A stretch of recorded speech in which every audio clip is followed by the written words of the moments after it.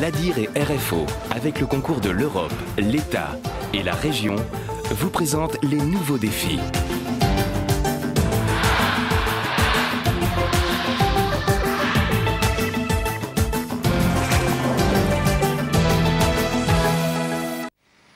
Madame, monsieur, bonsoir et bienvenue dans votre magazine économique. Alors ce soir, comme vous le voyez juste derrière moi, nous avons décidé de vous... Réunion depuis maintenant 6 ans. Ça a été ce matin? Oui, ça a été, pas de problème. Je suis maître brasseur. En maître brasseur, en fin de compte, c'est l'historique de la bière. C'est concevoir le produit du début jusqu'à la fin. Et ensuite, suivant l'importance des brasseries, on va faire un petit peu tout, comme là, par exemple ce matin, je suis technicien de laboratoire avant de redevenir un maître brasseur. Bien entendu, dans une autre brasserie, dans une grande brasserie, alors à ce moment-là, vous avez sous vos ordres des laborantins, des brasseurs, des ouvriers de conditionnement, etc., etc., etc. On pourrait presque dire qu'il est tombé dedans lorsqu'il était petit. De la fabrication de la bière. Jeune Alsacien inexpérimenté, c'est dans la brasserie que Patrick fait ses premières armes professionnelles. Plus de 30 ans plus tard, il met son savoir-faire à disposition de notre île. Toujours le même métier, toujours la même envie, créer une alchimie parfaite. C'est là où que tout commence, c'est-à-dire ce mélange de l'eau et du malt, qui s'appelle de la maïche. Et on va porter ça à des températures bien précises, pendant des temps bien précis, pour que le travail enzymatique puisse se faire, c'est-à-dire transformer l'amidon en sucre, transformer les protéines solubles, assimilables, non assimilables. Et comment vous êtes devenu maître brasseur? Alors là, je suis un passionné de moto.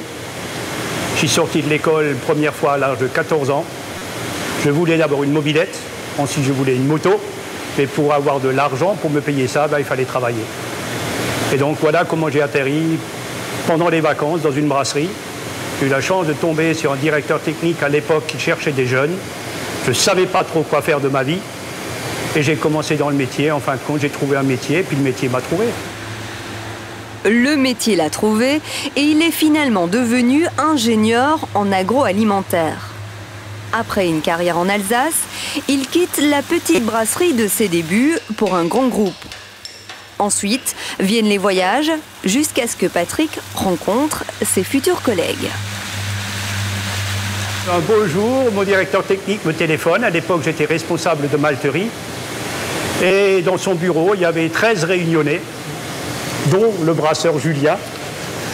Et ils sont venus, et puis je les ai formés au rythme commando.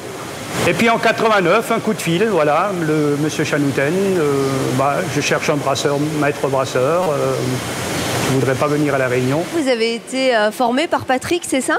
Oui, depuis 88, 1988. Donc ça fait presque 20 ans, quoi. Alors on voit que c'est un métier où il faut être très pointu et très précis. Ouais, surtout il faut avoir beaucoup de vigilance, parce que beaucoup de vannes, tout ça, il faut être vraiment au carré, quoi, c'est sûr. Un métier carré qui ne tolère aucune approximation. Car pour faire un bon produit fini, il faut respecter de nombreux paramètres, comme par exemple la température ou le CO2. Vous savez combien de CO2? Vous avez 5,32. Ici, la fermentation dure 21 jours. Durant cette période, la levure transformera les sucres en alcool et en gaz carbonique.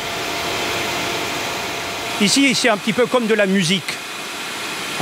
C'est-à-dire, soit on est sur des fermentations très actives, genre Apocalypse Now, du Wagner ou du Beethoven, ou alors on est plutôt dans du Schubert ou dans du Strauss, c'est-à-dire des musiques un petit peu plus entraînantes, un petit peu plus fleuries, un petit peu plus printanières. C'est-à-dire, donc, on va tâcher de régler la vitesse de la fermentation par rapport à nos besoins. Après 21 jours de fermentation, vient un dernier contrôle qualité. Direction donc le bureau du brasseur. Quelques branchements et un clic de souris plus tard, on peut vérifier la qualité du produit. Cette machine, elle nous sert à contrôler les unités de pasteurisation. C'est-à-dire que la bière, une fois filtrée, devient quand même fragile, entre parenthèses. Elle se conserve sans aucun problème pendant un mois et demi. Mais à partir de là, nous sommes à La Réunion, on commence à rentrer dans l'été austral, il va faire chaud.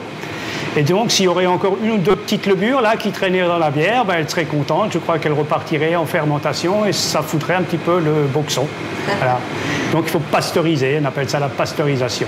Alors, je vois, hein, vous êtes beaucoup dans les chiffres. C'est un travail qui demande quoi comme qualité? Patience. Patience et puis pas aimer les maths. Le mot maths serait exagéré, quoi. Mais oui, il faut calculer tout le temps. Il faut calculer tout le temps parce que c'est ces calculs qui vont me permettre de voir où en est ma bière. Vérifier la fermentation, lancer les brassins, calculer et faire des analyses. Maître brasseur est un métier particulier à La Réunion car très diversifié. Pour Patrick, c'est une expérience de plus, enrichissante, puisqu'il peut tester ici de nouvelles techniques et de nouveaux produits. Vous repreniez quand même ce métier-là? Ah oui, bon, pilote de moto, j'ai fait quelques courses de côte, j'étais nul, quoi, nul. Par contre, là, j'ai trouvé un métier, et le métier, il m'a trouvé, et c'est une passion, d'ailleurs. Qu'est-ce que vous diriez aux jeunes qui ont envie de se lancer dans cette voie-là? Savoir ce qu'on veut.